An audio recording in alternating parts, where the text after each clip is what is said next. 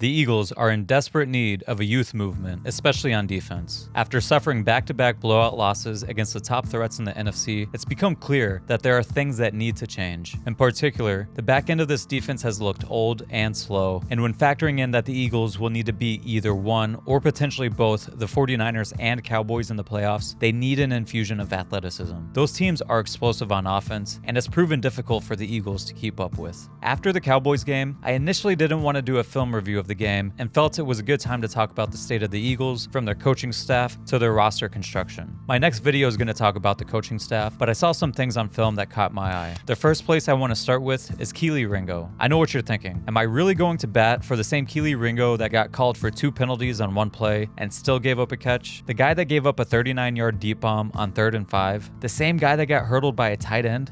Yeah, I'm talking about that guy. But hear me out. It's been no secret this season that James Bradberry has lost a step. Despite being a second-team All-Pro last year, Bradberry has had struggles this season, and he's leading the NFL in touchdowns allowed by a corner this year. Now, to be clear, Bradberry still provides value for a defense. He's a smart, high IQ player, and that's exactly what led to his interception against Josh Allen. And if you look at his numbers outside of touchdowns allowed, he's actually fared a little better than you might expect. 53 corners have been targeted at least 40 times this season. Out of those 53, he's top 11 in completion percentage allowed and top 16 in yards per reception, and his deflections per target is still solid at 22nd. But let's dive a little deeper. 59 corners have been targeted 20 times or more in zone coverage. Bradberry ranks 5th best in completion percentage allowed and 10th in deflections per target. His lone interception this season has come in zone coverage, and he's allowed 1 touchdown. 52 corners have been targeted in cover 1 14 times or more this season. I'll get back to why I looked at cover 1 specifically in a minute. Out of those 52 corners, Bradberry ranks 45th in completion percentage and 26th in deflections per target. 7 of his 8 touchdowns allowed have come in cover 1, while also giving up the 5th most yards. Now, I will say this, Darius Slay's numbers aren't much better, and actually worse in some cases, but he's often been tasked with covering the opposing team's best receiver, especially in high leverage situations, and as the season progressed. Bradberry's numbers are often against the team's 2nd best receiver. When you watch Bradberry on film, you see his issues in man coverage. He's struggling to keep up with receivers off the line, and for a guy that prefers to play from a press alignment,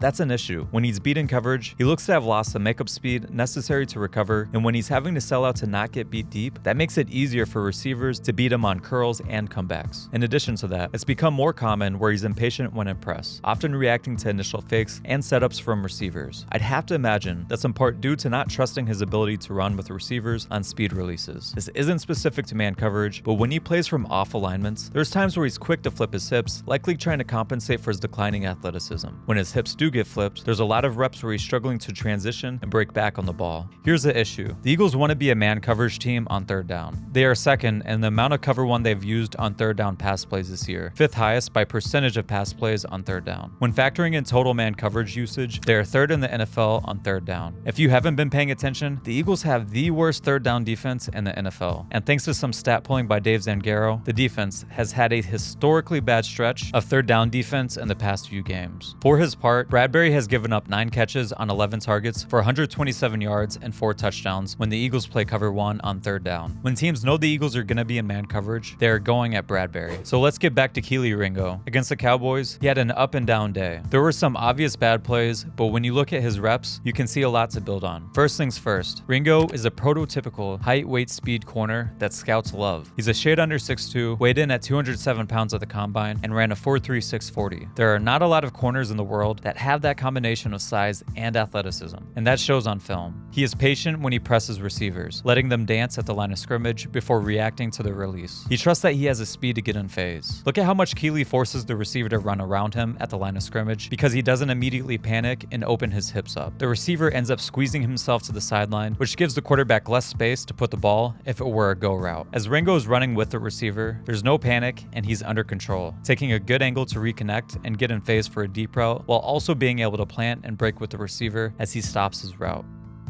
This next rep against CeeDee Lamb is a run play, but Ringo doesn't know that, and CeeDee is trying to sauce him up at the line. Ringo again is patient, not falling for any fakes, and mirroring CeeDee well before flipping his hips and putting himself in a position to get in phase.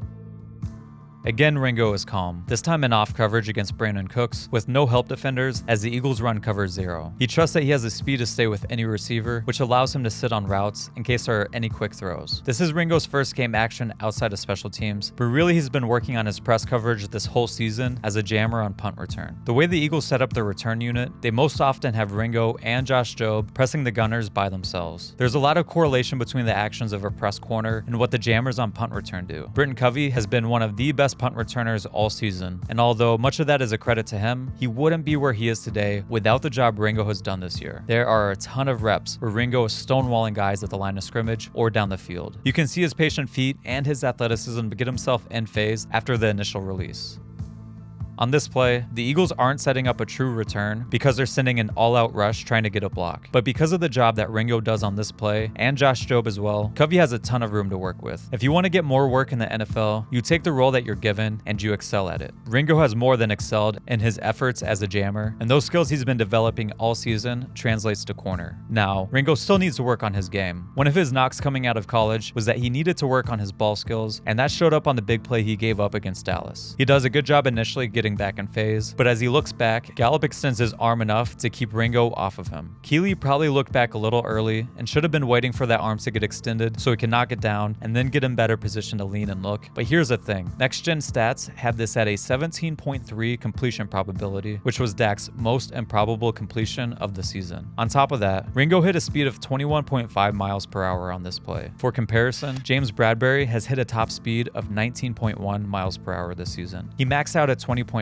miles per hour last season. While Ringo still needs to work on technique, Bradberry is likely getting run by on this play. Look at Rick's on the bottom and compare how Ringo's elite speed allows him to create tougher windows to throw into. Ringo allowed a completion, but it also required Dak to throw a dot from the opposite hash, all with Gallup making a great catch. Let's look at another play, this time between Ringo and Cooks. Initially, Kelee does a nice job of forcing Cooks to run around him, but he's a little aggressive when he makes contact. He shouldn't be shoving Cooks away with his jam, as that creates more space between Ringo and Cooks. It's not so much that he should be punching the receiver as he should be placing his hands on him so that he can stay connected and feel the receiver through their route. He ends up losing late because of this.